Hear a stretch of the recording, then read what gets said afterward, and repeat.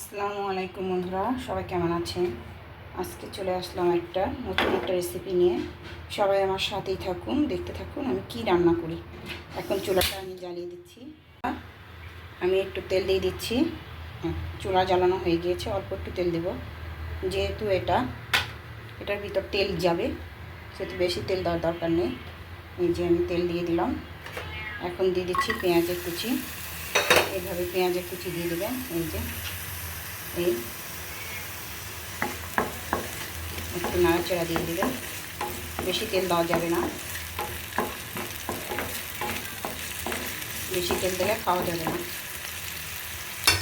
দিয়ে দিচ্ছি রসুনের কুচি। রসুনের কুচি দিয়ে দেবেন। আমি দিয়ে দিলাম রসুনের কুচি। একটু নাড়াচাড়া দিয়ে নিয়ে আমার বিড়ালের মিউজিক হচ্ছে, সে নেনা করছে, ব্যাকগ্রাউন্ড মিউজিক।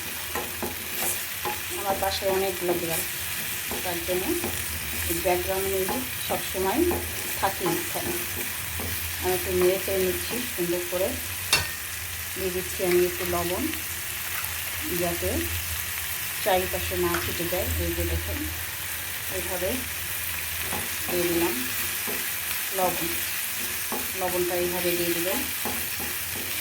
রান্নাঘর পরিষ্কার করতে অনেক কষ্ট, আর এই গরম পড়ছে যা, এখন তো রান্নাঘর পরিষ্কার করতে জীবনটা বাইরে যে রান্না করেই থাকা যাচ্ছে না। বাইরে 37°C, এখানে মনে হয় আরও 5 ডিগ্রি বাইরে গেছে, 42 ডিগ্রি হয়ে গেছে। এই যে এইভাবে বেশি ভাজবো না, আমি অল্প একটু ভেজে নিয়েছি। আমি দিয়ে দিচ্ছি একটু পানি। আপনারা ঠিক এইভাবে রান্না করবেন। হ্যালো বন্ধুরা, এখন দিয়ে দিচ্ছি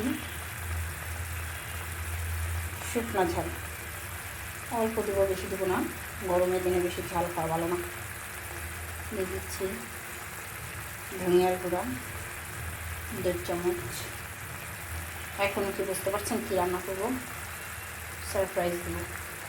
এই যে দিয়ে দিচ্ছি হলুদের গুঁড়া। এই যে দেখেন, এইভাবে দিয়ে দেবেন। এখন নাড়াচাড়া দিয়ে দিচ্ছি। এইভাবে নাড়তে থাকবে। সবাই পারেন, আমি বেশি নতুনদের উদ্দেশ্যে বলছি, কারণ যারা আছেন তারা তো পারেনি, তাদের উদ্দেশ্যে না হয় নাই বললাম। আবার একটু পানি দিয়ে দিচ্ছি, যাতে লেগে না যায়। লেগে গেলে সব শেষ। এই যে এইভাবে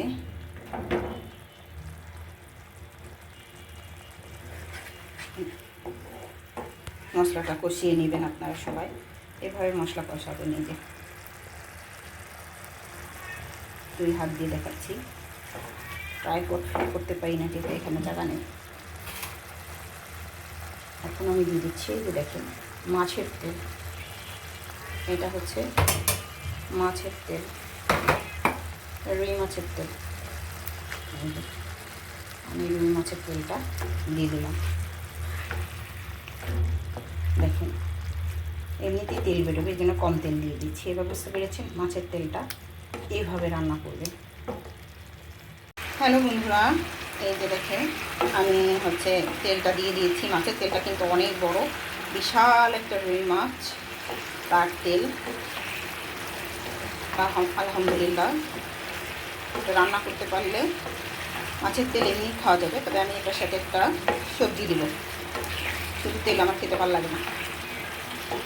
এই যে যারা শুধু তেল খেতে পছন্দ করেন, মানে কোনো উইদাউট সবজি ছাড়া, উইদাউট ভেজিটেবল, তারা এইভাবে রান্না করতে পারেন। একেবারে মশলাপাতি দিয়া, আমি আদা বাটা, জিরা বাটা এগুলো দিই না, আমার কম বসে। মাংসের স্বাদ এসে করে, মাংসের স্বাদ সব জায়গায় কি ভালো লাগে? মাংসের স্বাদ সব জায়গায় ভালো লাগে না। এই যে এইভাবে রান্না করবেন। এই যে দেখেন, ক্যামেরাটা ধরে দেখাচ্ছি। মাছের তেলটা ফ্রাই হয়ে গিয়েছে মানে কি, খাওয়ার পথে দিয়ে দিলাম কচুরলতি কোয়ান্টিটিতে কম দিয়েছি। এই যে এভাবে রান্না করবেন, কচুরলতি দিয়ে দিলাম।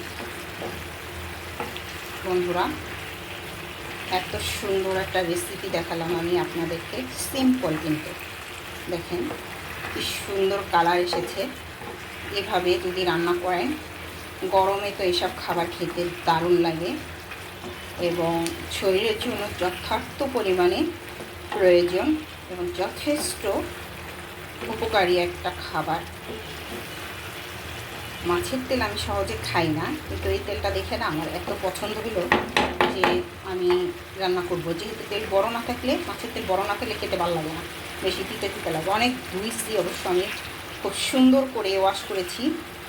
আপনারা এভাবে ওয়াশ করে নেবেন যাতে মাছের যে পিত্তটা আছে ওটা যাতে না থাকে, তাহলে সমস্ত কিছু তিত হয়ে যাবে। দেখেন এইভাবে কচুরলতি মাছের তেল দিয়ে কখনো রান্না করে খেয়েছেন? আমার স্টাইলটা একটু ফলো করেন, দেখবেন ভালো লাগবে। বন্ধুরা, আমি এখন একটু কষিয়ে, সুন্দর করে কষিয়ে আমি একটু ঢেকে দিব। এভাবে ঢেকে দিব। আমি একটু পানি দিয়ে দিচ্ছি।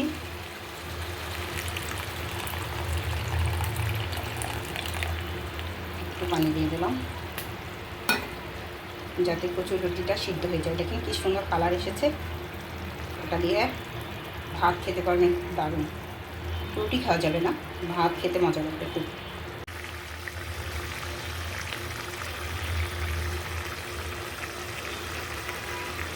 জি বন্ধুরা, মাছের তেল দিয়ে কচুরলতি কখনো খেয়েছেন? অবশ্যই কমেন্টে জানাবেন যারা যারা খেয়েছেন কীরকম স্বাদ হয়েছে। আর আমার স্টাইলে এইভাবে রান্না করলে আরও ভালো লাগবে, ট্রাস্ট মি। দেখেন মশলাপাতি কিন্তু গাদিকে দিইনি, একদম সিম্পল মশলায় রান্নাটা কিন্তু অনেক মজা লাগবে। দেখেন কচুরলতি দিয়ে আপনার রুই মাছের তেল, রুই মাছের তেল এমনিতে হচ্ছে ভুনা ভুনা করলেও ভালো লাগে, কিন্তু আমি আজকে সবজি দিয়ে রান্না করলাম। এভাবে আপনারা রান্না করে দেখবেন। বন্ধুরা, আমার রান্না কিন্তু প্রায় হয়ে এসেছে। এখন একটু ঝোলটা কমলেই কিন্তু আমি নামিয়ে নেব।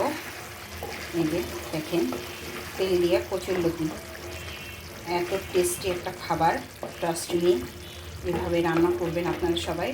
আর একটু ঝোল, একটু মাখা মাখা আমি ঝোল রাখবো, বেশি রাখবো না।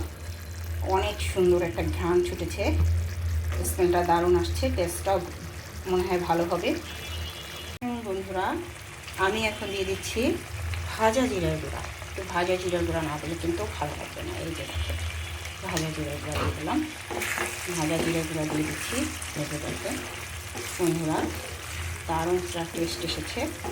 চারিপাশে একেবারে ঘ্রাণ ছুটে গেছে, আর হচ্ছে শাকটা দারুণ এসেছে। আমি একটু টেস্ট করে দেখেছি লবণ টেস্ট করার সময়। সবাই এইভাবে মাছের তেল দিয়ে একবার ট্রাই করে দেখবেন। কচুরলতি কীভাবে আমি রান্না করলাম ওটা ফলো করে এভাবে রান্না করে দেখবেন এবং আমাকে কমেন্টে জানাবেন কেমন লাগলো।